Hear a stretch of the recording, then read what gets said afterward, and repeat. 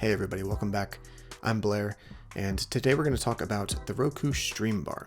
Now, very recently I got interested in improving my home theater setup, and there were two main components that I was interested in improving with this. Our TV, which is an LG TV, has built-in streaming software, but it's gotten really slow over time, and to be honest, just is not the best user interface experience. I really wanted to improve that, and I also really wanted to improve the sound quality that we were getting out of our TV. And I stumbled upon a really interesting device that I thought could maybe be a good fit for me, and it was the Roku Streambar. So this is a 4K streaming device built into a soundbar, actually. And I'm going to talk a little bit about why it wasn't the best solution for me, but it's still a good device, and I think it could actually serve a purpose for some other people. But we're going to get into all of that in this video. So starting off with the system software, it's Roku TV. This is a Linux-based operating system. Either you're going to like Roku TV a lot for its very simple interface and setup, or you're not. I'm in the second camp there. I don't love Roku TV by any means. The operating system, I actually found it to be pretty slow. Roku TV is very 2010-esque in its design language and actually kind of its performance as well. It's pretty slow, pretty clunky. You'll end up waiting around on things a lot, so it's something to keep in mind if you are going to go for this device. Is the user interface, in my opinion, is not the best, but a lot of people really don't care about that, and fair play to you if you don't. For me, it matters a little bit more what an operating system looks like, so that was a negative mark for me on that one. And then due to this being Roku TV, it is a Linux-based operating system, unlike Android TV-based operating systems, such as the Chromecast or the Amazon Fire Stick. It's a lot easier to do things like sideloading of other apps that aren't on the official store of those devices. Again, that was another negative mark for me on the Roku, was that you couldn't really do those Android-esque things that I appreciate being able to do. Also, I have to say the app that performed worse on this device, it's actually the app that performs worse on pretty much every device. It's Hulu. Hulu is a terrible app, but on the Roku Streambar, I had horrible issues with the Hulu app. Pretty much every time I would go to play something, the sounds and the visuals were unsynced, essentially. The people would be talking, and then I would hear what they were saying about 2 seconds later. And this would happen every time, essentially, that the Hulu app came back from commercial or started playing something new. It was so annoying. But I did have issues with freezing and a lot of lagging, the user interface getting just completely frozen for 30 seconds to a minute. These things happened fairly often with the Roku TV. It wasn't anything super terrible that I would say like red alert, don't buy this, but definitely not something that you want to be experiencing when you're less than 2 weeks out of the box. Definitely the next most important thing to talk about with the Roku Streambar is the sound, of course. And the sound was fine. It's a pretty small, compact device, so you're going to get compact sound from that. It performs pretty well for what it is.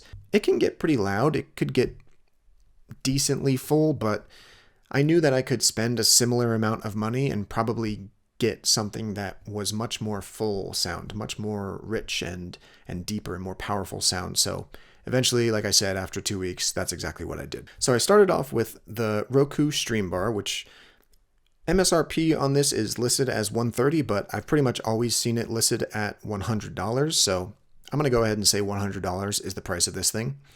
I traded that in for a little bit of an upgrade there, the Vizio Soundbar, which was $100 itself. Vizio actually seems to be doing the same thing with the price of this. It's listed at about $130, but I have never seen it greater than $100. And I also went ahead and got the Chromecast 4K to replace the streaming capabilities that I was looking for here, which is a $50 device on Google's store. You can find the Chromecast 4K on Amazon, but they only have the white color if you want to get one of the nicer colors.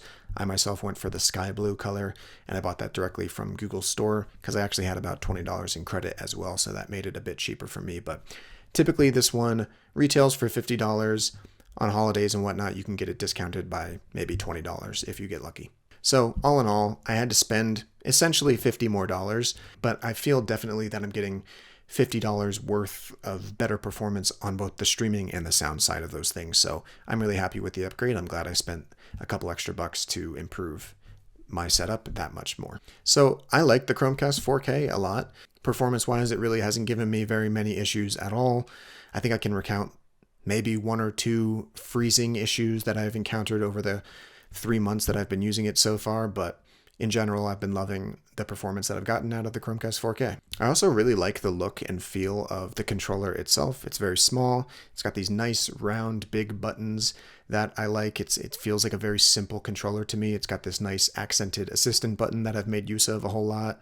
So in general, yeah, I think the only thing I would change about it probably is squaring it off so it doesn't rock it back and forth as much, but being rounded off does make it easier to pick up right off the table. It just kind of makes it so that it's a little bit harder to use if you wanted to keep it on the table and just like press a button, but it's no big deal at all. And then moving over quickly to the Vizio Soundbar that I ended up replacing my Vizio Streambar with. It provides a much more full, rich, powerful sound than the Roku Streambar did. It's definitely nothing crazy. It's still a $100 soundbar, and these things get up into the thousands of dollars if you really want to spring for incredible sound quality. For me, I was just looking to take the next step up in my sound system, so this one fully ticks all of the boxes that I needed to. It also has some really nice customizable options on the remote that does come included. You can obviously tweak things like the treble and the bass, but you can also shift between a bunch of different sound settings, such as movie, music, game, dialogue, that type of stuff, and it kind of adjusts the sound profiles accordingly with each one of those settings. So that way you can really dial in the sound that you're looking for and set it up perfectly for your room, for your tastes, that type of thing. The Vizio Soundbar also has ARC via HDMI. It's an audio return channel. So essentially you can just plug it into the TV via the HDMI cable. That's it. You don't need to plug any other cables in. And even if it's plugged into HDMI 2, for example, that's the ARC port on my TV. So I have my soundbar plugged into HDMI 2. And if I'm playing my PlayStation 5, which is on HDMI 1, the sound can actually still play through HDMI 2, even though it's not on that input. So it's kind of interesting. I've never made use of that feature before, and it's something to learn if you've never made use of that before. But it is pretty interesting, and it works really well in my experience. The soundbar can also be set up as a Bluetooth speaker if you want to do that. You could also plug a smart speaker into it. There's an input port for that where you could like plug a Google Assistant device into it and then basically use this much bigger soundbar as a Google Home, for example. So in conclusion, the Roku Streambar was a pretty cool device. It just wasn't for me, essentially. It just didn't serve the purposes that I needed it to serve. I think it would be great for a smaller setup or maybe something that you're trying to keep a little bit simpler, more compact. So something like maybe a small apartment or a bedroom if you're trying to improve the theater setup in one of those rooms. It's a really nice 2-in-1 device. It does do everything that it says it's supposed to do, just I felt for me, I wanted something a little bit more powerful, and moving to 2 separate devices is essentially what got me there in the end, and I've been really happy with that decision. You know, one of the tenets of technology is when you try to combine 2 devices into one and make a really nice, cool, fancy, futuristic 2-in-1 device, essentially what you end up getting is one device that's slightly worse at each one of those 2 separate tasks. And that's no different here with the Roku Streambar. It's a slightly worse 4K streaming device that, you know, you have to deal with performance issues and that type of thing. It's also a slightly worse soundbar because it is so small and compact. It just doesn't have the profile to be able to give that power that you would want with a little bit more of an intermediate level setup, which is what I was looking for, of course. So 2 distinct devices ended up being the better option for me here, but like I said, I don't think that the Roku Streambar serves no purpose. I think there's definitely use cases for it. It just wasn't what I was looking for, but I know there's some great setups where this would fit right in perfectly. So yeah, after 2 weeks with the Roku Streambar, it's now been a couple months with my new setup, the 2 separate devices, the Vizio Soundbar and the Google Chromecast 4K, and I've been really happy with the new setup here. It's really lightweight. I can still use one remote to control my TV, the soundbar, and the Chromecast, which is really nice that it's all in one. I've been really happy with the leveling up that my home theater has done. It really just takes that gaming and movie theater experience to the next level when you have something that's so much more of a full sound provider like a soundbar here. I love how easy it is to use with the TV and just how seamless the setup is now. I'm really happy with where I've gotten it to. So there you have it. Those are my thoughts on the Roku Streambar. I hope you enjoyed it. I hope it helps you out in some way. Thanks for watching, and I'll see you soon.